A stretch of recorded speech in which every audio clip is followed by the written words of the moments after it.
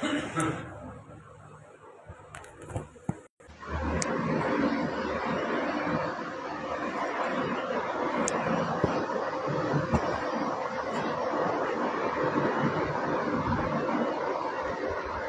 व नुसल्ली अला रसूलिहिल करीम अम्मा बाद फ़अऊज़ु बिल्लाहि मिनश शैतानिर रजीम बिस्मिल्लाहिर रहमानिर रहीम रब्बि इश्रह ली सदरी व यस्सिर ली अमरी वहलुल उक़दतम मिन लिसानी यफ़क़हू क़ौली आमीन या रब्बल आलमीन।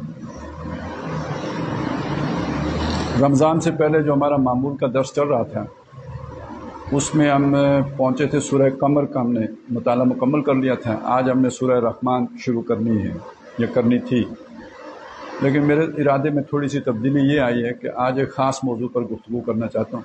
अरे ये पक्का बंद कर छोड़ मुस्तफ़िर, तो पक्का बंद कर।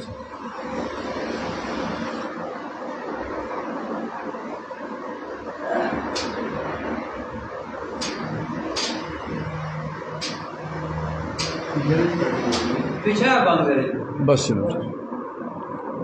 आज एक ख़ास मौजू पे बात करना चाहता हूँ और उसकी एक डिमांड है, इसलिए कि मैंने बाज़ जगहों पे इस तरह की बात की है तो लोगों की समझ में नहीं आई। अगरचे कि मैं इससे पहले उसकी वजाहत करता रहा हूँ तो एक तकाज़ा पैदा हुआ कि ये जो डीप स्टेट और स्टैब्लिशमेंट आम तौर पे लोग इसे एक ही समझते हैं, तो ये दो अलग-अलग चीज़ें हैं। तो ये एक तकाज़ा आया है कि इसकी ज़रा तफसील से बात समझ में आ जाए। अगरचे कि इसकी तफसील में जानना अच्छी बात नहीं है, यानी बाज़ मज़ामीन की तफसील जो है मज़मून के लिए या उस यूँ समझ लीजिए कि उस मौजू के एतबार से अच्छा नहीं होता है। वो ज़्यादा तफसील जो है आमियाना बना देती है उसको। और दूसरा बाज़ चीज़ों में इशारे कनाई अच्छे होते हैं, ज़्यादा तफसीलात में जाना खामखा उसको आग दिखाने या आग पर पेट्रोल छिड़कने के मुतरादिफ होते हैं। लेकिन अब बात जहाँ तक हमारी पहुँच चुकी है उसका तकाज़ा ये है कि बात को खोल कर दिया जाए, फिर जो भी उसका मामला है तो वो बाद में देखने की बात है। किसी बात को तफसील से कहने पर मुझे एक वाक़या याद आ गया, अगरचे कि मैं आमतौर पे कोशिश करता हूँ कि वाक़यात बयान न किए जाएँ, उसूली बात की जाए, लेकिन ये कि यहाँ मैं शुरू में ये एक वाक़या बयान करना चाहता हूँ। कहानी है, हकायत है, आप जो भी उसे समझें, लेकिन सबक आमोज़ है। और वो ये है कि कहीं जंगल में बहुत सख्त सर्दी पड़ी और उस सर्दी में बंदर भी ठिठुरने लगे। तो बड़े बंदर ने कहा कि कहीं से सूखी लकड़ियाँ जमा करो तो आग जलाएंगे, अलाव रोशन करेंगे और फिर उसके गिर्द बैठ जाएंगे तो तापेंगे। बंदरों के लिए कोई मसला नहीं था, उन्होंने चंद मिनट में सूखी लकड़ियाँ इधर उधर से जमा कर ली। लेकिन मसला पैदा हो गया कि अब जलाएं कैसे, चिंगारी किधर से लाएं कि आग रोशन करें। तो वहाँ पे उन्हें कहीं कोई चमकता हुआ जुगनू नज़र आ गया किसी बंदर को। बंदर जुगनू उठा के ले आया, उसने उसे डेरी पे रखा और सारे बंदर मिलके फूंके मारने शुरू हो गए। ऊपर दरख्त पे एक बुलबुल बैठा हुआ था, उसने ये मंजर देखा तो वो खैरखाई के तकाजे के तौर पर उसने बंदरों को समझाया कि ये चिंगारी नहीं है, ये जुगनू है। लेकिन बंदरों ने कान नहीं धरा उस पर। उसने उसे निचली डाली पे आके समझाया, वो फिर भी नहीं समझे। वो ये समझता रहा कि इनको मेरी आवाज़ कान में नहीं पड़ रही, तो वो और नीचे आया। करते करते एक बंदर की रीच में आ गया और उस बंदर ने झपटा मार के बुलबुल को पकड़ के खा लिया। तो उसमें मोरल लेसन ये था कि समझाने के लिए भी फासला रखना बहुत ज़रूरी है यानी इतनी डिटेल में नहीं जाना चाहिए समझाने में कि आप अपनी जान से जाएं। तो लेकिन ये कि बाज़ औक़ात ये रिस्क भी लेना पड़ता है। खैर खाई का तकाज़ा ये है, बात की इबलाग का तकाज़ा हो जाता है, तबलीग का तकाज़ा हो जाता है, आपको ज़्यादा रिस्क भी लेना पड़ता है। तो जो चीज़ मैं समझाना चाहता हूँ, असल में डीप स्टेट हम जिस चीज़ को कहते हैं वो स्टैब्लिशमेंट नहीं है। डीप स्टेट एक आलमी नेटवर्क है और ये शैतानी नेटवर्क है। अब मैं चाहता हूँ कि इसके तमाम अज्जा आपके सामने बिल्कुल खोल के रख दूँ, जैसे कोई आखिरी दफ़ा मरता बंदा जैसे वसीयत करता है, वो उसी दर्जे में समझ लीजिए। कुरान मजीद ने इब्लीस और आदम अलैहिस्सलाम का जो झगड़ा है 7 दफ़ा उसे बयान किया। ये 7 दफ़ा बयान करना उसकी अहमियत को वाज़े कर रहा है कि एक कितना बड़ा आपका, जिसे अल्लाह बता रहा है कि आपका दुश्मन है, آپ کو انڈیا دشمن نظر آتا ہے، آپ کو امریکہ دشمن نظر آتا ہے، آپ کو فلانا دشمن نظر آتا ہے، آپ کو ڈھینگڑا دشمن نظر آتا ہے، وہ جس کو اللہ بتا رہا ہے سب سے بڑا دشمن ہے، اس کو کوئی اتنا سیریس دشمن ماننے کے لیے تیار نہیں ہے۔ تو جب آپ اسے اس درجے میں سیریس نہیں لیں گے تو وہ پھر جدھر سے چاہے گا آپ کو تن کے رکھے گا، آپ کو پتہ نہیں چلے گا۔ آپ جو ہے نا لکیریں پیٹتے رہیں گے، سانپ نکل جائے گا، آپ کو نہیں پتہ چلے گا۔ سانپ تک آپ کبھی نہیں پہنچ سکیں گے۔ تو پہلے سانپ کو پہچانے، سانپ کون ہے؟ انسانیت کا۔ اب یہ میں مسلمان نہیں کر رہا ہوں، آدم کی اولاد کا، وہ ہندو ہو، سکھ ہو، پارسی ہو، یہودی ہو، عیسائی ہو، مسلمان ہو، اچھا وہ اس کی نیشنلزم جو بھی ہو، وہ پٹھان ہو، وہ پنجابی ہو، وہ سندھی ہو، وہ جرمن ہو، وہ یورپی ہو، وہ کہیں جو ہے نا اسکینڈینیوین ہو، جس نسل کا بھی ہو، اولاد آدم کا دشمن کون؟ دشمن نمبر 1 ازرو قرآن شیطان۔ پہلی یہ بات سمجھ لیں۔ یہ ایک دفعہ میں نے کوشش کی تھی کہ وہ 7 کے 7 مقامات پر درس دوں، لیکن یہ کہ اور وہ حزب الشیطان ہی سمجھانے کے لیے تھا تاکہ اس کے سارے پہلو اجاگر ہو جائیں۔ قرآن مجید نے جتنے اعتبارات سے اس کو بیان کیا ہے، لیکن یہ کہ وہ تفصیلی چیزیں لوگ اتنا سننے کے لیے تیار نہیں، اور یہ تو میں چاہتا بھی نہیں ہوں، بس خلاصہ آپ کے سامنے رکھ رہا ہوں کہ سب سے بڑا دشمن آپ کا شیطان۔ نمبر 2، شیطان انسان پر کیسے کیسے حملہ کرتا ہے۔ دیکھیے ایک چیز ہم جانتے، وہ غلط نہیں ہے، وہ صحیح ہے، کہ شیطان جو ہے نا انسان کے دل کے ساتھ تھوتھنی لگا کے رکھے، یہ حدیث میں آیا ہے۔ اور جب انسان کا دل غافل ہوتا ہے، یعنی اللہ کی یاد سے غافل ہوتا ہے، تو وہ اسے پمپ کرنا شروع، یعنی اس کے نفس امارہ کو بھڑکاتا ہے، یعنی جو ہماری جبلتیں ہیں ان کو مزید بھڑکانا، یعنی سیکس کا جذبہ ہے تو اس کو بھڑکا دے گا، بھوک کا جذبہ ہے تو اس کو بھڑکا دے گا، لالچ کا جذبہ ہے تو اس کو بھڑکا دے گا، چھیننا، جھپٹنا، قبضہ کرنے کا جذبہ ہے تو اس کو بھڑکا دے گا۔ تو یعنی پوزیس کرنے کا جو مادہ ہے، ڈومینیٹ کرنے کا جو مادہ ہے، یہ جتنی آپ کی ارجز ہیں ان کو وہ بھڑکا دیتا ہے اور بڑھا دیتا ہے۔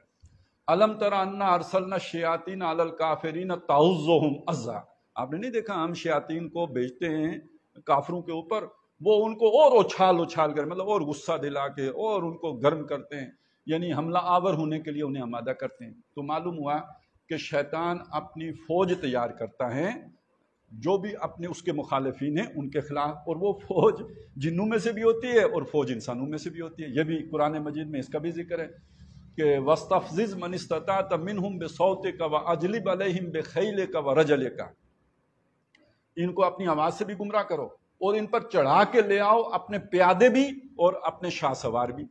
پیادے یعنی پیدل فوج، تو اس سے یہی قیاس کیا جا سکتا ہے کہ مراد انسان ہے جو نظر آتے ہیں، جو سامنے آتے ہیں، اور شاہ سوار یعنی جنات کے ذریعے سے بھی حملہ کرو ان کے اوپر، اور پیادوں کے ذریعے سے بھی حملہ کرو۔ اب میں پھر زیادہ تفصیل میں نہیں جاؤں گا، میں صرف اتنا اشارہ کر دوں کہ جنات کا جو جن لوگوں کے ساتھ تعلق ہوتا ہے اس کو ایک لفظ میں اگر آپ بیان کریں تو وہ جادو ہے۔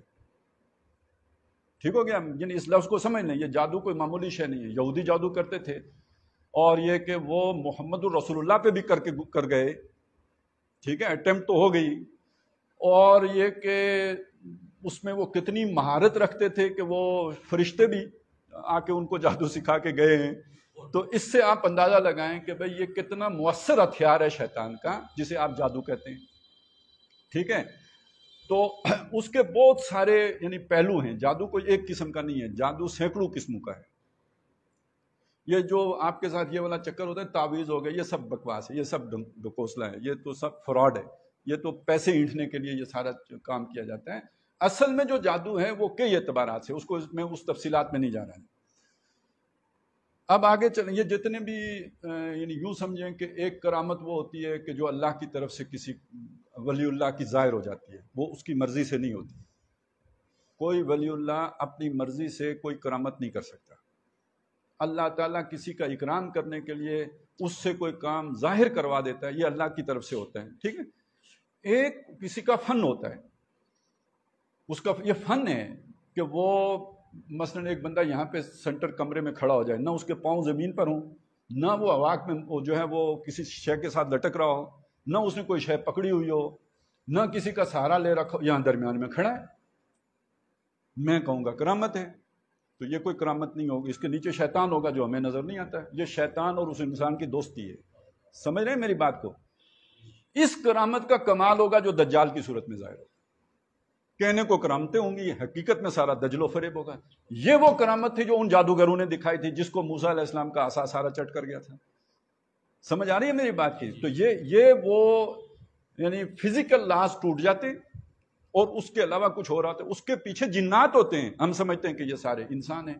تو ایک بات تو یہ سمجھ لیجئے کہ یہ شیطان جب انسانوں کے ساتھ انٹریکٹ کرتا ہے تو کچھ لوگوں کو اپنا خاص حالانکہ دوست نہیں بنتا وہ کسی کا، لیکن دوسرے لوگوں کو الجھانے کے لیے ان کو دوستی کا جھانسا دیتا ہے۔ ویسے اس نے آدم علیہ السلام کو بھی دوستی کا جھانسا ہی دیا تھا، میں آپ کا خیر خواہ ہوں، میں آپ کا بھائی خواہ ہوں، میں چاہتا ہوں کہ یہ دانہ آپ کھا لیں، یہ کھا کے آپ فرشتے بن جائیں گے، بہت نیک ہو جائیں گے، بڑا تزکیہ ہو جائے گا، آپ پیورٹی آ جائے گی، آپ کو نیلی پیلی روشنیاں نظر آنا شروع ہو جائیں گی۔ مطلب یہی دھندا تھا نا جو اس نے کہا، فرشتے بن جائیں گے، آپ کو وہ بادشاہت مل جائے گی جو کبھی ختم نہیں ہوگی۔ تو نیکی کے رستے حضرت آدم علیہ السلام کو اس نے ورگلایا تھا، برائی کے رستے نہیں۔ برائی کی طرف تو الٹیمیٹلی جانا ہوتا ہے، وہ شروع میں نیکی کا دانہ ڈالتا ہے، اس کے ذریعے سے گمراہ کرتا ہے۔ یہ میں نے چند مثالیں آپ کے سامنے رکھ دی، میں اس میں بھی زیادہ تفصیل میں اس وقت نہیں جانا چاہتا، بس اس پوائنٹ کو نوٹ کر لیں کہ شیطان انسانوں کو شکار کر کے انسانوں کے خلاف استعمال کرتا ہے، اور وہ اس لیے کہ ہو سکتا ہے میرے پاس اگر شیطان براہ راست آئے تو میں لا حول ولا قوت الا باللہ پڑھ کر اسے بھگا دوں، لیکن جب شیطان انسانی صورت میں آئے گا، میرے دوست کی صورت میں آئے گا، میرے کسی عزیز کی صورت میں آئے گا، میرے کسی پیارے کی صورت میں آئے گا، تو میں اس کی بات کو شاید نہ رد کر سکوں، اس بات کو میں شیطان کی بات سمجھوں گا بھی نہیں۔ ٹھیک ہو گیا جی؟ یہ اب یہاں تک دوسرا نقطہ جو سمجھ، پہلا نقطہ کیا تھا جی؟ شیطان انسانوں کا دشمن ہے۔ دوسرا کیا ہے؟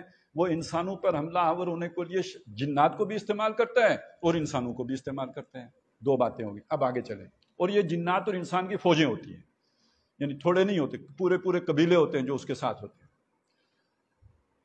اب اس کو اگر میں آپ کو تھیوریٹیکلی سمجھاؤں، نظری طور پر، علمی طور پر سمجھاؤں تو مجھے زیادہ وقت بھی چاہیے اور ہو سکتا ہے کہ بات آپ کے سر کے اوپر سے گزر جائے، تو میں اسے سادہ کرنے کے لیے بالکل اور نچلی ڈالی پہ آ کے جگنو کا بتانے کے لیے میں آپ کے سامنے ایک آسان مثال رکھ دیتا ہوں۔ نبی اکرم صلی اللہ علیہ وسلم، ایک اللہ کی طرف سے انہیں جو رہنمائی آتی تھی وہ فرشتے کے ذریعے سے آتی تھی، مقابلے میں شیاطین تھے، ٹھیک ہے؟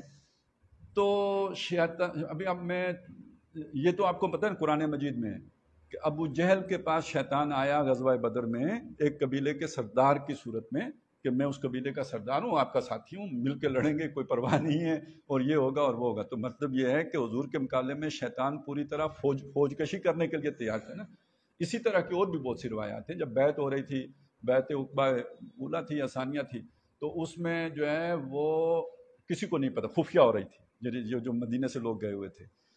تو شیطان جو اس وادی کا شیطان تھا، یعنی بڑا شیطان نہیں، وہ چھوٹا شیطان، یعنی ڈی جی صاحب نہیں، وہ جو مقامی ارکارہ ہوتا ہے، کسی تحصیل کی سطح کا جو ارکارہ ہوتا ہے، جو جیسے ایبٹ آباد میں کوئی بیٹھا ہو، تو اس سطح کا جو بندہ تھا، اس نے جا کے ابو جہل کو بتایا تھا کہ تم ادھر دارالندوہ میں، جب سارے وہ مشاورت بیٹھی ہوئی تھی، ادھر جا کے بتایا کہ تم ادھر آرام سے بیٹھے گپے مار رہے ہو اور ادھر جناب بیعت ہو رہی ہے۔ ٹھیک ہے، یہ بات آپ کو سمجھ آ گئی؟ تو اس کا مطلب یہ ہے کہ جو مشرکین مکہ تھے، جو کٹر مخالف تھے، ان مخالفین اور شیاطین کی آپس میں کمیونیکیشن تھی، انٹیلیجنس شیئرنگ ہو رہی تھی، وہ شیاطین آ کے ان کو بتا رہے تھے۔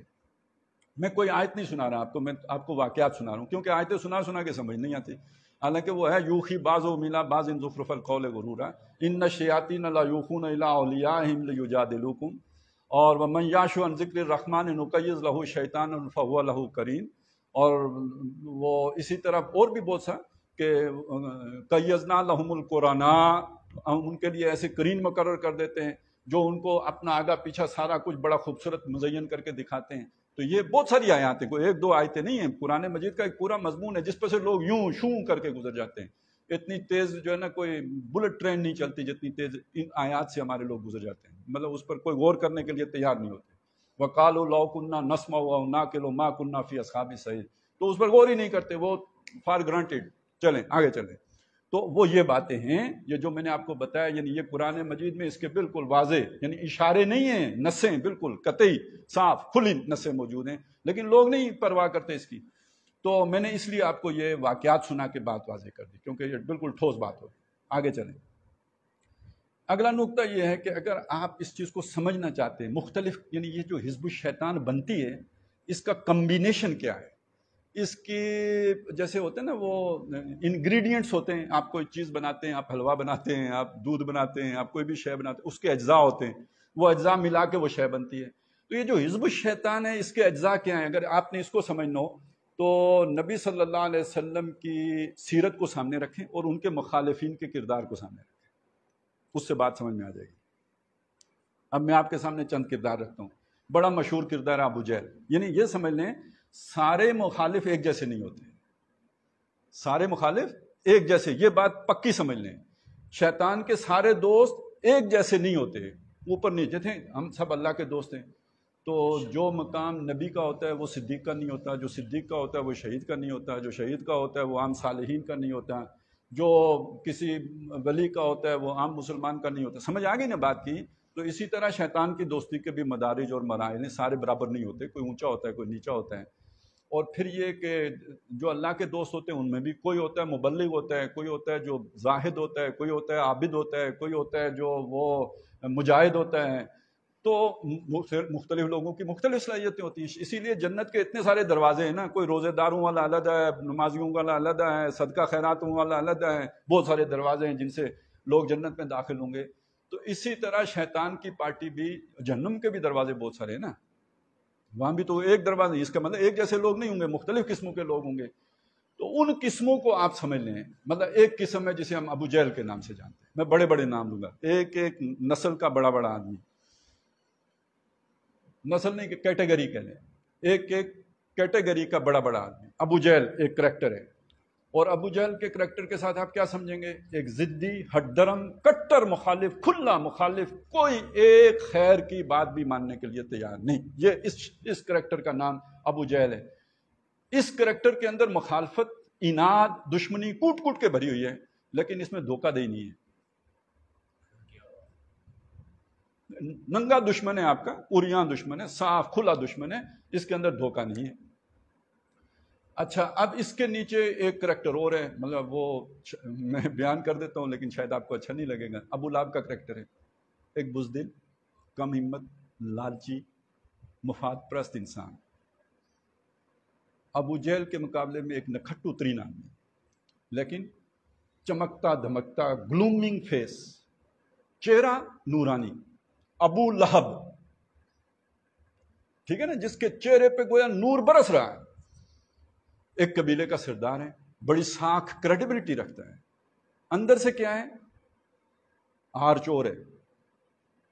یہ آپ پتہ نہیں، وہ ومراتو ہما لتل خطب، اس کی ایک تشریح تو یہ ہے نا کہ اس کی مونج کی رسی ہے اس کے، اور وہ جنگل سے لکڑیاں کاٹ کے لاتی ہے. بھائی جس آدمی نے نبی صلی اللہ علیہ وسلم کی پیدائش پر اپنی لونڈی آزاد کر دی، یعنی جس کے گھر میں لونڈیاں تھیں تو اس نے ایک آزاد کی ہے نا، تو اس کی بیوی وہ جا کے جنگل سے لکڑیاں کاٹ کے لائے گی؟ یہ اصل میں وہ کلید بردار تھا مکے کے توشہ خانے کا، خانہ کعبہ کا توشہ خانے کا، اور وہاں پہ اسی طرح کوئی بہت قیمتی آ رہے. دیکھیں تاریخ کیسے اپنے آپ کو دہراتی ہے، بات سمجھیں خدا کے واسطے. اس کے وہاں بھی آر آیا تھا اور وہ اس نے چرا لیا تھا، اور وہ تھا اس کے گلے میں، جسے کہا گیا کہ یہ اپنے گلے میں وہ ہار ڈالے ہیں. تو بہت قیمتی، لیکن اصل میں یہ مونج کی رسی کی طرح ہے جس میں ہم اسے پھر آخرت میں جو ہے نا گلا گھونٹیں گے اس کا. تو یہ ایک کردار، یہ انتہائی لالچی، انتہائی فریبی، اور یہ کہ بزدل، کم ہمت، یعنی کافروں کا منافق، کافروں کا منافق. ایک کردار اور ہے، ابو لہب پر بھی قرآن مجید بڑا مطلب یعنی بہت جل کے بات کی ہے اللہ تعالیٰ نے. تبت یدا ابی لہب وتب ما اغنی عنہ مالہ وما کسب سیصلی نارا ذات لہب وامرأتہ حمالۃ الحطب فی جیدہا حبل من مسد. یہ تو بڑا مطلب غضبناک انداز ہے. لیکن جو غضب آپ کو نظر آئے گا ولید بن مغیرہ پہ، وہ غضب کسی پر بھی نہیں. ایک جگہ پہ نہیں، یعنی میرا خیال ہے 3-4 جگہوں پہ ولید بن مغیرہ کا ذکر ہو، ہر جگہ ایک دم جیسے کوئی بھڑک نہیں اٹھتا، اس طرح اللہ تعالیٰ غضبناک ہو جاتا ہے. سورہ مدثر میں انہ فکر وقدر فقتل کیف قدر ثم قتل کیف قدر ثم عبس وبصر ثم نظر ثم عبس وبصر. مطلب یہ سارا کر کے، اور اس کے بعد فقال ان ھذا الا سحر یوسر، اور یہ سارا اس کا وہاں پہ ذکر آ گیا۔ سورہ قلم میں نون والقلم وما یسطرون، اس میں ولا تطع كل حلاف مہین ہماز مشاء بنمیم مناع للخیر معتد نسیم عتل بعد ذلک زنیم ان کان ذا مال وبنین اذا تتلی علیہ آیاتنا قال اساطیر الاولین ان ھذا الا سحر یوسر۔ تو اساطیر وہ آخری کنکلوژن ایک ہی ہے، لیکن پیچھے جو اللہ نے اسے سنائی ابو جہل کو تو نہیں سنائی، بلکہ اگر آپ اس نظر سے قرآن مجید پڑھیں گے تو ابو جہل پر اظہار تعسف ہے، افسوس کا اظہار کیا گیا کہ یہ ایمان لے آتا تو کتنا اچھا ہوتا۔ یعنی اگر حضور نے دعا مانگی تھی دو عمروں میں سے ایک دے دے تو مطلب دونوں کوالٹی میں ایک ہی تھے نا۔ ابو لہب آ بھی جاتا تو کیا کرتا، وہ عبداللہ ابن ابی ہی ہوتا، اور ولید بن مغیرہ آ جاتا ہے، وہ کیا شخص تھی، اب اس کے سمجھیں۔ مال و دولت بھی بہت تھا، بہت امیر کبیر آدمی تھا، یعنی وہ مکے کا قارون سمجھیں اسے، اور صاحب حیثیت بھی بہت تھا۔ کوئی طبقہ نہیں تھا جس میں اس کا انفلوئنس نہ ہو، ہر جگہ پہ اس کے اثرات، یعنی وہ جیسے بڑا چودھری ہوتا ہے، وہ بڑا اثر و رسوخ والا چودھری تھا، یعنی ابو جہل سے بھی ایک اعتبار سے اس کی جو ہے نا اثر و رسوخ زیادہ تھا۔ اس کا معاملہ کیا تھا؟ اس کا معاملہ یہ تھا کہ وہ نبی صلی اللہ علیہ وسلم کا اس طرح کی مخالفت نہیں کرتا تھا جیسے ابو جہل مخالفت کرتا ہے، اس طرح کی بھی مخالفت نہیں کرتا تھا جیسے ابو لہب کرتا ہے۔ وہ کیا کرتا تھا؟ اسے کہو شاعر ہے، وہ کہتا نہیں شاعر نہیں ہے۔ اسے کہو کاہن ہے، وہ کہتا نہیں کاہن ایسے نہیں ہوتے، یہ بالکل کاہن نہیں ہے۔ اب اس کا نتیجہ کیا نکلے گا؟ اس کا نتیجہ یہ نکلے گا جو سادہ لو بندہ اس کے پاس جائے گا وہ سمجھ لے گا کہ یہ انصاف پسند آدمی ہے۔ ٹھیک ہو گیا؟ جب وہ اپنے ٹرانس میں لے لے گا اپنا اس نے اپنا آپ ظاہر کر دیا کہ میں تو بڑی غیر جانبدارانہ رائے رکھتا ہوں، یہ سارے کہتے ہیں شاعر ہیں، میں مانتا ہوں شاعر نہیں ہے، یہ سارے کہتے ہیں یہ کاہن ہے، میں کہتا ہوں کاہن نہیں ہے۔ اس کے بعد کہتے ہیں یہ پرانا جادو ہے جو چلا آ رہا ہے، اب مجھے بتائیں وہ بندہ پکڑ لے گا یا نہیں پکڑ لے گا؟ سمجھ آئیے بات کی؟ نہیں سمجھ آئی؟ وہ شخص کے جو آدھی بات قبول کر کے پھر انکار کرے، یہ بڑا دشمن ہے، یہ بڑا دشمن، یہ ابو جہل سے بڑا دشمن ہے۔ اس لیے اللہ تعالیٰ اس پر زیادہ غصہ ہو رہے ہیں کہ یہ بندوں کو زیادہ خراب کرنے ہوں۔ جو مخالف ہیں اس کی سنے گا کون؟ ابو جہل کی کون سنے گا؟ ٹھیک ہے نا؟ ابو لہب جو لالچی گھٹیا انسان، اس کی کون مانے گا؟ اس کا تو کوئی کریڈیبلٹی نہیں ہے۔ لیکن یہ کریڈیبل بندہ ہے کیونکہ اس نے اپنی کریڈیبلٹی بنائی ہے۔ ٹھیک ہے جی، 3 قسم کے مخالفین آپ کے ساتھ، اب چوتھا بھی ہے ایک، نضر بن حارث۔ وہ کیا کریکٹر ہے جی؟ اس نے کہا یار کوئی علیحدہ ایکٹیویٹی جنریٹ کرو، کاؤنٹر نیریٹو لے کے آؤ۔ یہ اس کلام کے اندر اتنا اثر ہے کہ یہ لوگوں کو اپنی طرف کھینچ لیتا ہے۔ آپ کچھ ایسا کرو کہ لوگ ادھر کھینچیں، تو کیا کریں؟ انہوں نے کہا یار خوبصورت لونڈیاں لے کے آؤ، رقص کریں، ناچیں کودیں، ٹھیک ہے جی، شام کو پارٹیاں ہوں۔ اچھا اس میں قصے، یہ قرآن میں قصے ہیں، نوح علیہ السلام کا قصہ ہے، یوسف علیہ السلام کا، آؤ ہم بھی آپ کو جو ہے نا رستم کے قصے سنائیں، اور جو ہے نا اس طرح ایرانی بادشاہوں کے قصے سنائیں۔ یہ اس نے پورا، یعنی اس وقت آپ یوں سمجھ لیجئے کہ ایک لونڈیاں خریدیں، ادھر سے قصے منگائے، یہ پورا ایک پروجیکٹ ہے نا، اس پہ کام کیا اور اس کو لانچ کیا۔ اس کا ذکر سورہ لقمان کے ابتدائی آیات میں ہے، اور لہو الحدیث کے عنوان سے ہے کہ وہ لوگ کہ جو لہو الحدیث خریدتے ہیں، یہ ایک کریکٹر ہے۔ یعنی لوگ قرآن کی طرف نہ جائیں، مقابلے میں کوئی ایسی پرکشش چیز لے آؤ کہ لوگ اس کی طرف اٹریکٹ ہو جائیں۔ اب اس کی ایک مثال وہ بھی ہے نا جو سورہ جمعہ کے آخر میں آتی ہے، وَإِذَا رَأَوْا تِجَارَةً أَوْ لَهْوًا انفضوا إِلَيْهَا وَتَرَكُوكَ قَائِمًا قُلْ مَا عِندَ اللَّهِ خَيْرٌ مِّنَ اللَّهْوِ وَمِنَ التِّجَارَةِ۔ تو یہ اہل ایمان چلے گئے تھے نا اس چیز کی طرف، وہ جو یہ کوئی کافر تو نہیں گئے تھے، اس کا مطلب ہے جو گئے ہیں ان کو بھی ریکلیم کرو، ان کو بھی واپس لے کے آؤ، تو کوئی ایکٹیویٹی جنریٹ کرو، کوئی خوبصورت بات کرو جس کی طرف آپ لوگوں کو لے کے آؤ۔ یہ کریکٹر ہے چوتھا کریکٹر۔ کچھ کریکٹر اور ہیں جنہیں میں بائی نیم نہیں جانا، مطلب میں اس کو نام کے ساتھ آپ کے سامنے، ہو سکتا ہے کہ وہ ان کے اوپر انہی میں سے کسی پر اطلاق ہو جائے اس کا، لیکن میں وہ آیتیں آپ کو سنا دیتا ہوں، اس سے آپ کو اندازہ ہوگا۔ لیکن وہ مدینے میں وہ کریکٹر ہے، وہ کریکٹر مکے کا نہیں ہے، وہ کریکٹر مدینے کا ہے۔ اب مدینے میں بھی کئی کریکٹر ہیں، مطلب یہود کا کریکٹر ہے، عبداللہ ابن ابی کا کریکٹر ہے، ابو عامر راہب کا کریکٹر ہے، یہ سب مختلف قسم کے کریکٹر ہیں۔ ابو عامر راہب بھی ایک نیک آدمی تھا، یعنی پیر قسم کا بندہ تھا، بڑا اس سے بھی یعنی دم درود اس کا چلتا تھا، وہ شف کرے تو بندہ ٹھیک ہوتا تھا، ایسا نہیں کہ ٹھیک نہیں۔ ظاہر ہے آپ کے پیچھے اگر شیاطین کی سپورٹ آپ کو حاصل ہے، وہ کسی شیطان نے اندر گھس کے میری اندر مروڑ دی تو مجھے تو درد لگے گا نا۔ اب اس کے ایک انسان دوست نے آگے شف کی اور اس نے چھوڑ دی اور میں تو ٹھیک ہو گیا، وہ تو خام خام میرا پیر ہو گیا۔ تو یعنی یہ چکر بھی تو چلتا ہے۔ یہ نہ سمجھیں کہ جس کی شف سے بندہ ٹھیک ہو جاتا ہے وہ بندہ واقعی پہنچا ہوا ہوتا ہے، وہ ہو سکتا ہے دوسری طرف پہنچا ہوا ہو، کیونکہ دجال کی شف سے بھی بندے ٹھیک ہوں گے، اسی طرح ٹھیک ہوں گے۔ تو یعنی یہ پیری فکری والا چکر بھی تھا، جسے آج آپ کہیں گے صوفیزم، ٹھیک ہے۔ میں اس صوفیزم کی بات نہیں کر رہا جو اسلام میں تھا، جو عبد القادر جیلانی کا تھا، جو شمس تبریز کا تھا، جو نظام الدین اولیاء، میں اس کی نہیں بات کر رہا۔ میں آج کی بکواس جس صوفیزم کو بش سپورٹ کر رہا ہے میں اس کی بات کر رہا ہوں، جو ہمارے سروں پہ مسلط رہا ہے میں اس صوفیزم کی بات کر رہا ہوں، اور جو اس وقت مروج ہے، مغرب میں بھی ہے اور ہمارے یہاں بھی آ رہا ہے، ٹھیک ہے، جو یونیورسٹیوں میں پڑھایا ہے، جس کے لیے یونیورسٹیاں بن رہی ہیں اور ملک ریاض جیسے لوگ 400 کنال گوگی جیسی خواتین کو دے رہے ہیں۔ یہ کون سا، یہ مجھے بتائیے عبد القادر جیلانی کا صوفیزم آئے گا اس سے؟ نہیں، یہ روحانیت آئے گی یا روحانیت آئے گی؟ تو یہ ساری شیطنت کے لیے ہو رہا ہے۔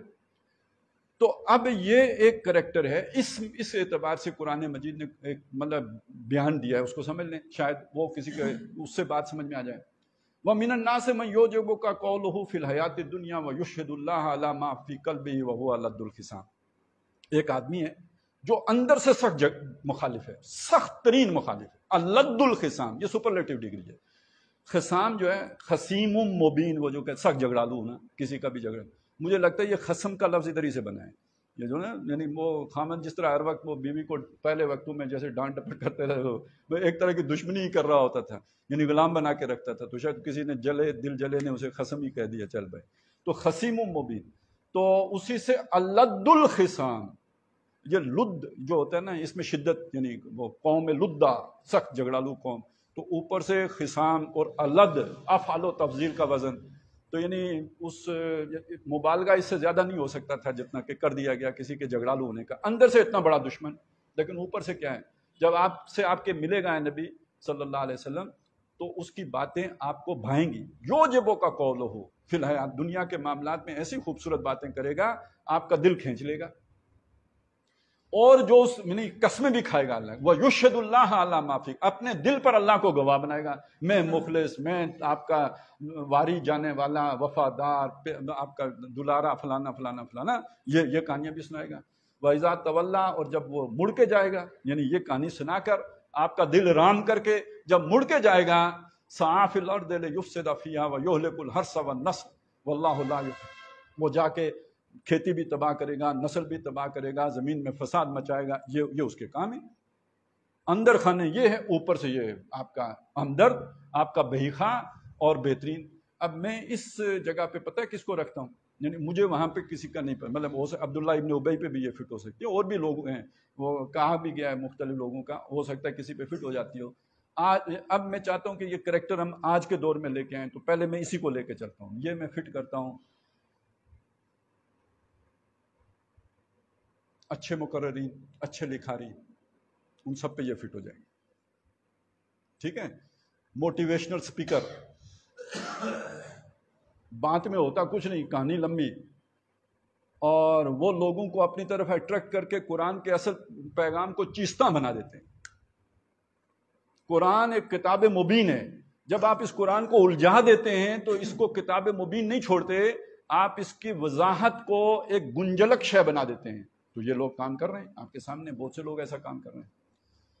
اس سے آگے چلیں، یعنی بڑا پیچیدہ اسلوب، بہت ہی پیچیدہ بات، نہ سمجھ میں آنے والے، لیکن الفاظ ایسے ہوں گے کہ آپ کے دل کو کھینچ لیں گے، آپ سنیں گے آپ کو لگے گا یار بڑا لمحہ ہے، یہ بڑا پہنچا ہوا بندہ ہے، بہت بڑا انٹلیکچوئل ہے، بڑا لٹریری ہے، لیکن یہ کہ حاصل کیا ہوگا، جلیبی، یعنی آپ کے سمجھ میں کوئی ڈائریکشن کبھی بھی نہیں آئے گی کہ بھئی اس رخ پہ چلنا ہے، ایک گول مول بات ہوگی 6 گھنٹے کی تقریر کے بعد، اور آپ بالکل پوزس رہیں گے کان لگا کے، لیکن اٹھ کے جائیں گے تو آپ کو کوئی سمجھ نہیں ہوگی کہ کیا سمجھایا تھا اور کیا نہیں سمجھایا تھا، موٹی بات اگر آپ یہ سمجھ لیں۔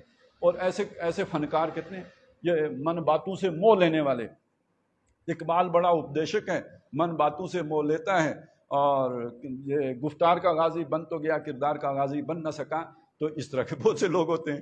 تو اقبال چونکہ سچا بندہ تھا اس نے اپنی غلطی کا اعتراف کر لیا. یہ جو ہوتے ہیں اب مطلب میں آپ دیکھیں نا 2002-03 میں عامر لیاقت کا جو طوطی بولتا تھا تو پرویز مشرف بھی یہ کہتا تھا کہ میں دو ہی بندوں کو سنتا ہوں, ایک عامر لیاقت کو اور دوسرا غامدی صاحب. ٹھیک ہے, غامدی صاحب ذرا زیادہ پختہ بندے ہیں لیکن یہ کہ عامر لیاقت کی حیثیت تو کھل گئی ہے نا. کول تو اس کا بھی بڑا پیارا ہوتا تھا, معلوم ہوتا ہے اس سے زیادہ حسین بات, پیاری بات, دلکش بات, پر لطف بات اور من باتوں میں موہ لینے والی کوئی کر ہی نہیں سکتا. لیکن اب آپ کے سامنے نا وہ کیا شے نکلی ہے, کھل گئی نا ساری بات. یہی دجل ہے, یہی دجالیت ہے, یہی فریب ہے. یوجبو کا قولہ فی الحیات الدنیا, اندر سے کیا ہے وہ کیا وہ پتہ نہیں ملک ہے کہ شاہ ہے کیا ہے وہ جو اب کہانیاں سنا رہی ہے اس کی تیسری بیوی.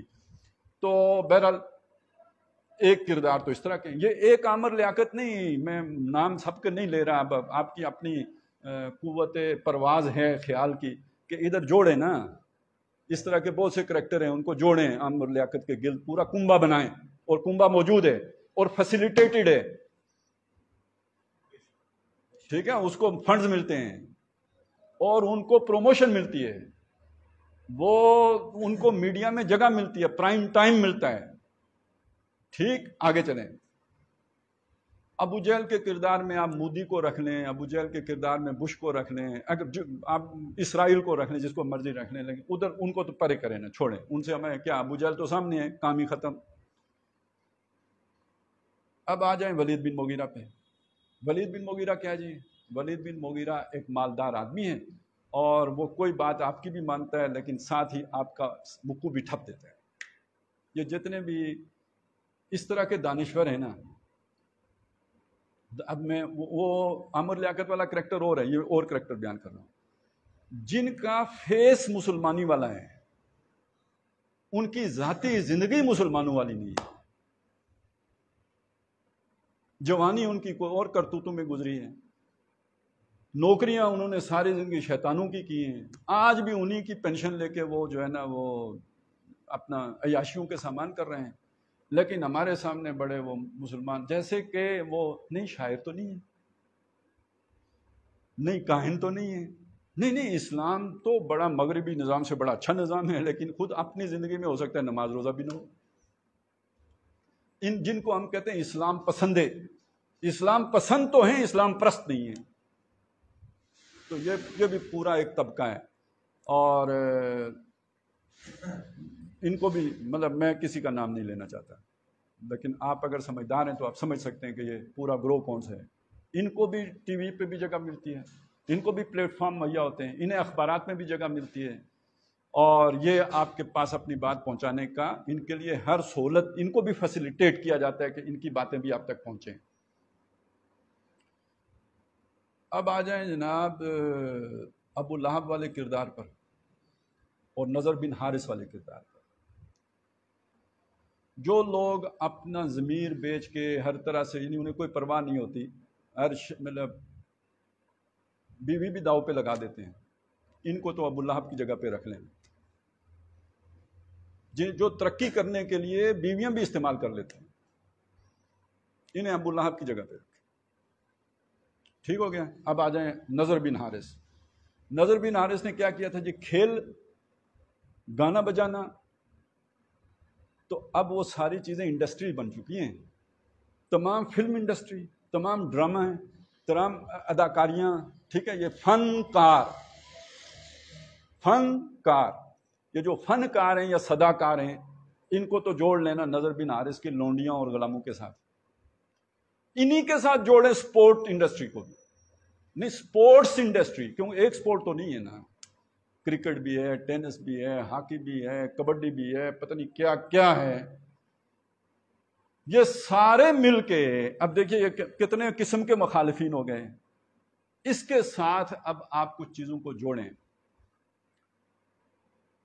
عرب بھی یہ سارے تھے, پیشہ ان کا کیا تھا جی, ویسے تو لوٹ مار بھی کرتے, ڈاکہ زنیاں بھی کرتے تھے, تجارت بھی کرتے تھے.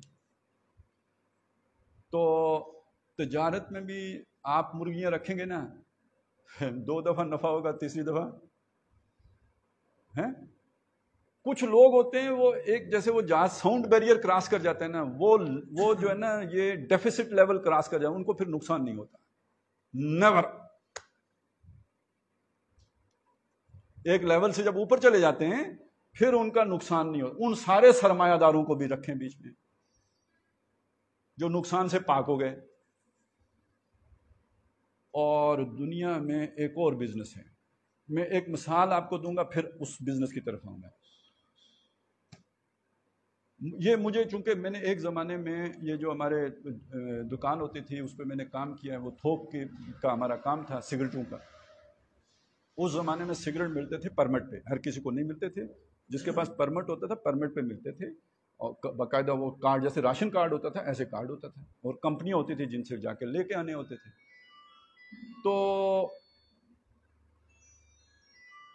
اسی زمانے میں یعنی میری سامنے یہ ہوا کہ 2 نمبر سگریٹ آنا شروع ہوا۔ میں گولڈ لیف ہے، تو اگر وہ جو ہے نا آپ کو ملتا ہے، پتہ نہیں آج کل کیا ریٹ ہوگا، یوں سمجھ لیں 100 روپے کی اگر اس وقت 10 ڈبیاں ملتی تھی، تو یہ والا جو 2 نمبر آتا تھا یہ 60 روپے کا مل جاتا تھا، اور اس کی کوئی راشن بندی بھی نہیں تھی، یہ تو کھلا مل جاتا تھا۔ ہم دکان پنڈی جائیں آپ، وہ ننکاری بازار میں، وہاں سے آپ کو مل جائے گا، آپ لے کے آ جائیں۔ اور ادھر اب ایک آدمی نے 100 روپے کا اگر وہ 10 ڈبیاں خرید کے 12 روپے کی ایک ڈبی بیچی ہے تو وہ 120 روپے اس نے 20 روپے کمائے، اور جس نے 60 روپے کا لایا اس نے 60 روپے کما لیے۔ تو وہ کیوں نہیں وہ 60 روپے والا لے کے آئے گا؟ یہ کرتے کرتے کرتے یوں آج کل تو زیادہ وہی بکتے ہیں، ہر زیادہ بکنے والا سگریٹ جو ہے اس کا 2 نمبر سگریٹ مارکیٹ میں موجود ہے۔ شروع میں ہم نے سمجھا کہ یار یہ فاٹا میں بنتا ہے، کرتے کرتے کرتے کبھی سمجھ نہیں آئی یار یہ 2 نمبر سگریٹ کدھر سے آتا ہے، اتنے بالکل ویسا ہی ہوتا ہے۔ اب میں آپ کو بتاؤں وہ کدھر سے آتا ہے، اب مجھے پتہ لگ گیا ہے وہ کہیں اور سے نہیں آتا۔ جس جگہ پہ 1 نمبر بنتا ہے وہیں پہ 2 نمبر بھی بنتا ہے، اور ان کی کوالٹی میں بھی کوئی بہت بڑا فرق نہیں ہوتا، ایک ہی فیکٹری بناتی ہے۔ جو وہ ٹیکس کے تھرو باقاعدہ رجسٹرڈ ہو کے نکلتے ہیں تو وہ 1 نمبر ہوتا ہے، اور جو بغیر ٹیکس کے گیٹ سے باہر ہو جاتے ہیں ملا کے وہ 2 نمبر ہوتے ہیں۔ ٹھیک ہو گیا جی، سمجھ آ گئی بات کی؟ لیکن آگے جا کے مسئلہ بن جاتا ہے جب یہ ساری منی جو ہے، یہ ساری منی وہ ادھر آگے تو مسئلہ نہیں ہے، ادھر پیچھے جو جمع ہوئی ہے 60 روپے فیکٹری میں تو آ گئے ہیں، آپ کے رجسٹر میں شو نہیں ہو سکتے، سمجھ گئے؟ یہ ساری بلیک منی ہو گئی۔ یہ کون سی منی ہو گئی؟ بلیک۔ اب اس کو وائٹ کرنے کے لیے منی لانڈرنگ ہے۔ سمجھ آ گئی بات کی؟ یہ ایک بات میں نے آپ کو بتائی۔ دوسری، ہر ڈرائیور جانتا ہے افغانستان سمندر کے ساتھ نہیں لگتا، افغانستان میں چیزیں ڈیوٹی فری آتی ہیں، ہمارے ہاں جو بھی چیز آتی ہے اس پہ ڈیوٹی لگتی ہے۔ اس کا اندازہ آپ اس سے لگائیں کہ جو ہمارے ہاں 12 لاکھ کی گاڑی ہوگی وہی نئی نویلی گاڑی افغانستان میں 3 لاکھ کی مل جاتی تھی، پرانی، مجھے اب کے ریٹوں کا نہیں پتا، بہت پرانی بات بتا رہا ہوں، یعنی یہ باقی ساری ڈیوٹی ہے نا، 9 لاکھ روپیہ ڈیوٹی ہے جو آپ کو دینی پڑے، کسٹم ڈیوٹی ہے جو بھی ہے۔ اب جو مال بھی آیا وہ کنٹینر میں تو آیا افغانستان کے لیے، کراچی پورٹ پہ اترا، گیا، اور پرلی طرف گیا یا نہیں گیا، اکثر جاتا ہے، بعضوں کا نہیں بھی جاتا ہے، وہ اتر گیا، پہلے لنڈی کوتل اترتا تھا، پھر وہ آپ کو پتہ ہے ایک باڑہ بنا، پھر ایک اور باڑہ بنا، ٹھیک ہے نا، وہ اس کو پتہ نہیں کچھ اور کہتے تھے، باڑہ نہیں کہتے تھے، کارخانہ بازار بنا۔ تو یہ 3 کا تو مجھے پتہ ہے، لنڈی کوتل سے بھی پہلے اگر کچھ تھا تو اس کا مجھے نہیں پتہ۔ یہ جگہ ہوتی تھی جہاں سے جا کے لوگ پھر وہ چیزیں خرید کے لاتے تھے۔ اچھا، اب تو وہ باڑہ پنڈی میں بھی بن گئے، ٹھیک ہے۔ اب یہ جتنا بھی یہ والی منی ہے، اچھا یہ تو میں نے آپ کو بہت ہلکی سی بات بتائی ہے نا، یہ تو صرف مثال دے کے سمجھا رہا ہوں، سگریٹ کی مثال دے کر، اور یہ چیزیں آپ کو معلوم ہیں۔ باقی اتنا ٹریڈ ہمارے ہاں ظاہراً نہیں ہوتا جتنا یہ انڈر دا ٹیبل ہو رہا ہوتا ہے، یہ ساری بلیک منی بنتی ہے۔ ایک دفعہ آج سے 15-20 سال پہلے کی بات ہے، BBC کی ایک رپورٹ تھی یار کہ پاکستان میں کبھی سونا نہیں نکلا، لیکن پاکستان میں اتنا سونا آتا کدھر سے ہے؟ اب کوئی سمجھ آئی؟ پاکستان اصل میں یوں سمجھ لیجئے کہ وہ ایک سلک روٹ تو ہوتا تھا نا، جو یہ بنا رہے ہیں کیا، سی پیک، لیکن سمگلنگ کا یہ جنکشن ہے، پوری دنیا میں جو سمگلنگ ہو رہی ہوتی ہے نا، یہ ساری جو چائنا میں جا رہی ہے، آ رہی ہے، افغانستان ہے، انڈیا ہے، یہ ایک وقت میں ساری پاکستان کے تھرو ہی جا رہی ہوتی ہے۔ آپ سوچتے ہیں ہمیں لوٹ کے کھا گئے، کھسوٹ کے کھا، اصل مسئلہ کیا ہوتا ہے؟ بول کوئی نہیں سکتا، بولے کیسے بیچارہ؟ اصل میں یہ ساری جو منی کوئی ایان علی لے کے جا رہی ہوتی ہے، اور کوئی وہ چپراسی مقصود کے پاس آ رہی ہوتی ہے، اور کیا ہوتا ہے، یہ ساری یہ بلیک منی یہ والی ہوتی ہے، ٹھیک ہے؟ یہ ٹیکس بچانے کے چکر میں ہوتے ہیں، کوئی اس طرح کوئی کک بیکس بھی ہوں گی لیکن وہ بہت تھوڑا ہے، اصل تو بڑی شے یہ ہے۔ اب میں یہ جو چیز آپ کے سامنے، یہ سارے مختلف آپ کے سامنے چیزیں رکھی ہیں، یہ بظاہر میں نے علیحدہ علیحدہ کر دی ہیں، وہ کٹر مخالف دین کا، یہ کھلاڑی، یہ فنکار، یہ صداکار، یہ گلوکار، یہ ایکٹر اور یہ ایکٹریس، ٹھیک ہے؟ اچھا یہ جناب ایک اور بھی چیز وہ میں بھول ہی گیا، وہ جو نظر بن حارث جو لونڈیاں لے کے آتا تھا، آج اس کے لیے مقابلہ حسن منعقد ہوتا ہے، مس یونیورس، مس پاکستان، مس انڈیا، مس فلانی، مس ٹنگڑی، یہ کیا ہوتا ہے؟ وہ جن لوگوں نے بلیک منی جنہوں نے جمع کی ہے، جن لوگوں نے وہ جو جسے میں نے کہا تھا کہ وہ نکل گئے ہیں ڈیفیسٹ لیول سے اوپر چلے گئے، جن کا کبھی اب خسارہ نہیں ہوگا، جن کی سرمایہ اتنا ہو گیا ہے، انہیں عیاشی بھی کرنی ہے، تو انہوں نے عیاشی کیا مطلب چوڑیوں کے ساتھ کرنی ہے؟ ان کا یہ لیول ہے؟ نہیں، انہوں نے دنیا کا حسن، جیسے کبھی بادشاہ اپنے محل میں لا کے جمع کرتے تھے، تو انہوں نے تو اسے انجوائے کرنا ہے، تو اس کی کوئی گریڈیشن بھی ہونی چاہیے نا، سمجھ آئی؟ تو وہ گریڈیشن کر کے دیتے ہیں، تو اسی کے مطابق پھر ریٹ مقرر ہوتے ہیں۔ اب یہ سارا مل کے تو حزب الشیطان بنتی ہے، یہ اکیلے ان میں سے کوئی ایک اکیلا جز نہیں ہے، یہ سارے اجزاء جمع ہو کے تو حزب الشیطان بنتی ہے۔ اور یہ آپس میں کنیکٹڈ کیسے ہوتے ہیں؟ اب میں آپ کو بتاؤں، وہ بھی مثال ہی سے سمجھ لیں۔ آپ کیا سمجھتے ہیں کہ ایان علی اگر کسی کے پیسے لے کے جا رہی ہے دبئی، تو وہ جیسے میں نسوار کی پوڑی جیب میں ڈال کے کراچی چلا جاؤں، اس طرح کا معاملہ ہے، یا اس کو کوئی مطلب ہے کہیں آگے فونیں بھی ہوں گی کہ بھئی ہمارا بندہ جا رہا ہے، ہمارا کیریئر جا رہا ہے، اس کو چھیڑنا نہیں ہے؟ میں نے ساری باتیں، مطلب ہیروئن امریکہ تک پہنچتی تھی نا، کیسے پہنچتی تھی یار؟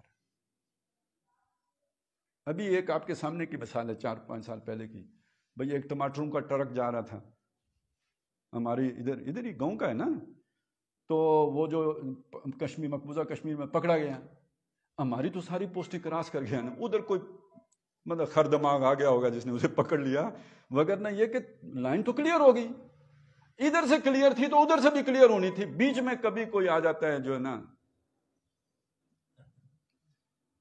وہ جس کا دماغ کام نہیں کر رہا ہوتا ہے، کوئی مطلب ٹیڑھا بندہ آ جاتا ہے، وہ سکھ بھی ہو سکتا ہے، وہ ہندو بھی ہو سکتا ہے، وہ مسلمان بھی ہو سکتا ہے، خر دماغ کہہ لیں آپ، یعنی ان کے اعتبار سے جو خر دماغ بیچ میں آ گیا وہ بھائی، یا کبھی کبھی وہ شیطان خود بھی پکڑوا دیتا ہے، شیطان تو ہوتا ہی ایسا ہے۔ تو بہرحال یعنی اس میں آپ یہ دیکھیں کہ دنیا کا جو حسن ہے اس کی گریڈیشن، اچھا اس کے ذریعے سے پھر ٹیلنٹ ہنٹ، یہ ٹیلنٹ ہنٹ جو میں نے لفظ استعمال کیا، یہ کیا ہے؟ دنیا کے ذہین، فتین، کارآمد، باصلاحیت لوگوں کو شکار کرنا ہے، ان کو خر دماغ نہیں بننے دینا ہے، ان کو اپنے ساتھ ٹیم کرنا ہے، اپنے ساتھ ملانا ہے۔ یہ کرنے کے لیے کیا کیا جاتا ہے؟ یہ کرنے کے لیے جناب پارٹیاں ہوتی ہیں، ان پارٹیوں میں ڈانس کرنے کے لیے وہی ملکہ حسن آتی ہے، ٹھیک ہے؟ وہاں پہ شراب کے دور بھی چلتے ہیں، بنگلے ہوتے ہیں، اس کے پیچھے جو ہے نا وہ کمرے ہوتے ہیں، عیاشی کا سارا سامان ہوتا ہے، وہیں پہ ویڈیوز بن جاتی ہیں، ویڈیو کی کہانی اب سمجھ آئی ہے، ویڈیوز بن جاتی ہیں، کوئی بندہ آگے نہیں جا سکتا جب تک اس کی ویڈیو نہ ہو، کیونکہ کل اگر یہ خردماغ ہو جائے تو اسے قابو بھی تو کرنا ہے نا، ٹھیک ہے؟ آگے جانے ہی نہیں دیں گے جب تک کہ آپ کا ہینڈل ان کے ہاتھ میں نہ آئے، تو ہینڈل دو ہی ہیں، یا تو آپ کی وہ والی ویڈیو یا آپ کی مالی کرپشن ہو جس پر آپ کو کل پکڑا جا سکے، کوئی پاناما لیکس کی جا سکے، اس کے بغیر اوپر وہ ساؤنڈ بیریئر سے اوپر نہیں ہے، وہ ڈیفیسٹ لیول سے اوپر نہیں جانے دیتے، اسے نیچے ہی رکھیں گے، اس چھت کے نیچے رکھیں گے۔ باہر جانے کی اجازت آپ کو اس سلطنت سے تب ملے گی جب آپ اپنا ہینڈل ان کے ہاتھ میں پکڑائیں گے، اور ہینڈل کیا ہے؟ آپ کی ویڈیو ان کے پاس ہونی چاہیے، آپ کی اولاد کی ویڈیو ہونی چاہیے، آپ کی، ٹھیک ہے، وہ جو بھی، اب تو یہ ساری یہ سب مل کے تو حزب الشیطان بنتی ہے. اور یہ جو حزب الشیطان ہے یہ ڈیپ سٹیٹ ہے. اور یہ ڈیپ سٹیٹ کہاں ہوتی ہے جی؟ جیسے میں ہوں، ایک آدمی ہوں، میرے اندر نفس امارہ بھی ہے، نفس لوامہ بھی، یہ میرے اپنے اندر بلڈ ان ہے اللہ کی طرف سے. اب اس کو پھونکے آ کے شیطان مارتا ہے، وہ اندر گھستا ہے اور یہ اس کو ایکٹیویٹ کرتا ہے، یہ نفس امارہ کو. ایسے ہی آپ کا ایک سٹیٹ کرافٹ ہے، آپ کا ایک سٹیٹ سٹرکچر ہے، آپ کے ادارے ہیں، اس کے مختلف محکمے ہیں. ان میں آپ یعنی اس طرح کے لوگ جو ایک اسمگلروں کے ساتھ ملا ہوا ہے، ایک حسن پرست ہے، وہ پارٹیوں میں جانے والا ہے، ایک یہ ایان علی کو پار کرنے والا ہے.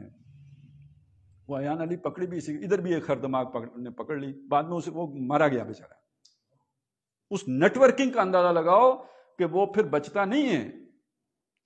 اور یہ ان کا جو بندہ بھی بیچ سے رول آف دا گیم کی خلاف ورزی کرے وہ نہیں بچتا، وہ بے نظیر ہو تب بھی نہیں بچتا، وہ ضیاء الحق ہو تب بھی نہیں بچتا. یہ تو یہاں پہ تو مطلب سیدھا مطلب یہ ہے موت، اس کے علاوہ اس میدان کے اندر اور کچھ نہیں ہوتا. اور اس میں پھر جادو بھی کام کرتا ہے، یعنی بندے کو وہ شیاطین کے رابطے کے ذریعے سے وہ اگر کوئی گڑبڑ کر رہا ہے تو شیاطین آگے بتائیں گے. یہ آلات نہ بھی بتائیں تو شیطان بتائیں گے کہ بھئی یہ سب کچھ ہو رہا ہے. تو یہ سمجھ لیجئے کہ اب ایک یہ ہمارا ہائی اسکول ہے، اس کے ایک ہیڈ ماسٹر صاحب ہیں، وہ نیک آدمی ہیں. اس میں 3 شیاطین ٹیچر آ جاتے ہیں، انہوں نے آپس میں ایکا کر لیا ہے. وہ لڑکوں کو بھی ورگلائیں گے، وہ اور بھی چپراسی کو بھی ساتھ ملائیں گے. وہ پورا ایک جو ہے نا، ہو سکتا ہے گاؤں کے بھی 2-4 آدمیوں سے رابطے کر کے ایک پریشر بلڈ کر لیں. وہ کوشش ان کی یہی ہوگی کہ اسکول کو اپنی پالیسیز کے مطابق، اپنی مرضی کے مطابق، اپنی ڈائریکشن کے مطابق لے کے چلیں. پورا سٹرکچر کو وہ ہائی جیک کر لیں گے. یہی ملکوں کے ساتھ ہوتا ہے. اب اس میں جا کے ایک وقت میں بعض اوقات یعنی جسے ہم کہتے ہیں مقتدرہ یا اسٹیبلشمنٹ کا مطلب میں فوج نہیں لیتا، میں نے پہلے بھی وضاحت کیا. اس میں یہ سارے ادارے آتے ہیں، پارلیمنٹ بھی آتی ہے، اس میں بیوروکریسی، سول بیوروکریسی بھی آتی ہے، عدلیہ بھی آتی ہے، سب مل کے اسٹیبلشمنٹ بنتی ہے. تو اب ان کے اندر اچھا اسی طرح صحافی آتے ہیں. وہ یوجب القول والے میں تو صحافی بھی آئیں گے نا، ان کی باتیں یعنی ظاہر چکنی چپڑی باتیں تو وہی کرتے ہیں. حاشرین تو سارے وہی ہیں، ایک موقف پہ جمع کرنے والے تو وہی ہیں، بیانیہ تشکیل دینے والے تو یہ، بیانیہ تشکیل دینے کے بعد اسے پہنچانے والے، ابلاغ کرنے والے سارے صحافی ہیں. اب ان کے اندر بھی ان کے سارے لنکس موجود ہوتے ہیں، یہ کنیکٹڈ ہیں آپس میں. اب آپ سوچیں کہ ایک چینل جو ٹرینڈ سیٹر ہے، اس پر کوئی خبر چلے گی تو باقی اس کو چلائیں گے یا نہیں چلائیں گے؟ تحقیق بعد میں ہوگی کہ سچی ہے کہ جھوٹی ہے. جب ایک خبر آ جائے گی کہ بھائی طالبان نے کوڑے مارے ہیں ایک خاتون کو، تو وہ تو 5 سال کے بعد پتہ چلے گا بھائی فیک ویڈیو تھی. لیکن ٹھکا ٹھک بریکنگ نیوز تو سارے چینل پہ آ جائے گی، سارے اخبارات میں مضامین لکھنا تو شروع ہو جائیں گے نا. یہ سارا ایسے نہیں، یہ خود بخود نہیں ہو رہا ہوتا ہے، اس کے پیچھے برین ہوتا ہے، اس کے پیچھے منصوبہ ہوتا ہے، اس کے پیچھے کچھ شیاطین ہوتے ہیں جو یہ سب کرا رہے ہوتے ہیں. اور اسی طرح پورا عالمی سمگلنگ کا نیٹ ورک ہے. اسلحہ سمگلنگ بھی ہوتی ہے، منشیات سمگلنگ بھی ہوتی ہے، یعنی یہ 2 نمبر کام بھی سارے ہوتے ہیں. یہ ایک نیٹ ورک ہوتا ہے جو کر رہا، آپ کو نظر نہیں آ رہا ہوتا. آپ کو لگتا ہے کہ وہ جناب یہ یہاں سے ٹرک ویسے ہی گزر گیا، وہ ویسے نہیں گزرا ہوتا ہے. وہ جو چکوٹھی سے پار ہو گیا ہوتا ہے، اس کے پیچھے پوری نیٹ ورکنگ ہوتی ہے، تب وہ پار ہو جاتا ہے، ویسے وہ نہیں پار ہو سکتا ہے. لیکن اس میں ادارہ نہیں ملوث ہوتا ہے، وہ ایسے افراد ہوتے ہیں، اسی حساب سے ان کی ڈیوٹیاں لگ جاتی ہیں. کوئی کہیں بیٹھا ہوتا ہے جس نے اس سب کو مطلب وہ چلانا ہوتا ہے. یہ اچھا اب اس میں نے آپ کو وہ فلم انڈسٹری کا تو بتا دیا، کھیلوں کا بھی آپ سمجھیں. مسئلہ یہ ہے کہ ایتھلیٹ ایک بہترین جسم جس کا ہوگا وہ ایتھلیٹ ہوگا. عام آدمیوں کے مقابلے میں ایتھلیٹ کا جسم ایک مطلب اس کے مسلز دیکھیں، وہ دیکھیں. تو ایک تو یہ وجہ ہوتی ہے کہ جن سے مخالف کے لیے ان میں اٹریکشن زیادہ ہوتی ہے. وہ گندے کام کے لیے وہ زیادہ آسانی سے مطلب وہ نوجوانی ہوتی ہے، کیونکہ 36 سال سے اوپر تو کسی نے یعنی کرکٹ جیسا کھیل بھی 36 سال کے بعد نہیں کھیلا جا سکتا. تو باقی تو جو ٹف کھیل ہیں وہ تو اس سے بھی پہلے بندہ فارغ ہو جاتا ہے. دوسری بات یہ ہوتی ہے کہ ان کے ذریعے سے ٹرینڈ سیٹ کیے جاتے ہیں.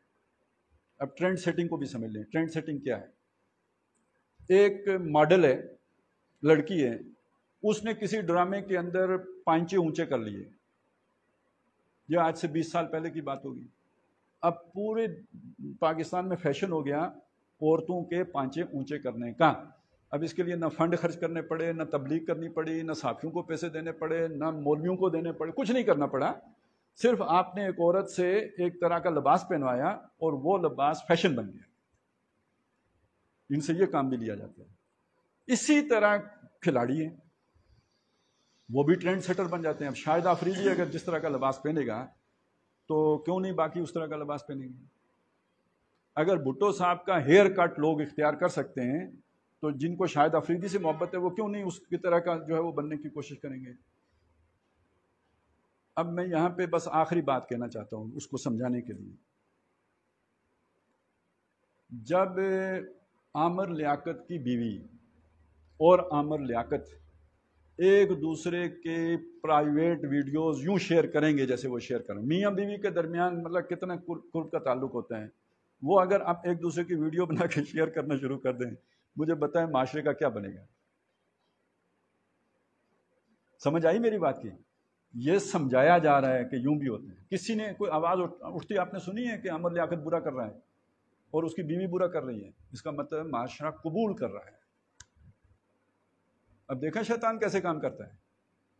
آپ کو عامر لیاقت جیسے کریکٹر کا پتہ لگا کہ وہ کیوں کریٹ کیے جاتے ہیں؟ ٹرینڈ سیٹ کرنے کے لیے کیے جاتے ہیں۔ اب اگر خان صاحب نے عدت کے دوران نکاح کر لیا ہے، کسی فقہ میں اس کی اجازت نہیں، ہوتا ہی نہیں ہے، نکاح ہی نہیں ہوتا، انہوں نے کر بھی لیا، یار کوئی بولا بھی ہے؟ ذرا آپ ایک اور چیز کو سوچیں، ایک آدمی کی بیوی ہے پہلے سے موجود، اس کا پڑوسی اس کے ساتھ یارانہ لگا لیتے ہیں اور وہ بیوی اپنے خاوند سے کہتی ہے مجھے طلاق دے، میں اس سے شادی کروں گی۔ کیا خیال ہے جب معاشرے میں یہ شروع ہو جائے معاشرہ بچے گا؟ تباہی ہے یا نہیں ہے؟ عمران خان صاحب نے یہ ٹرینڈ نہیں سیٹ کر کے دے دیا آپ کو؟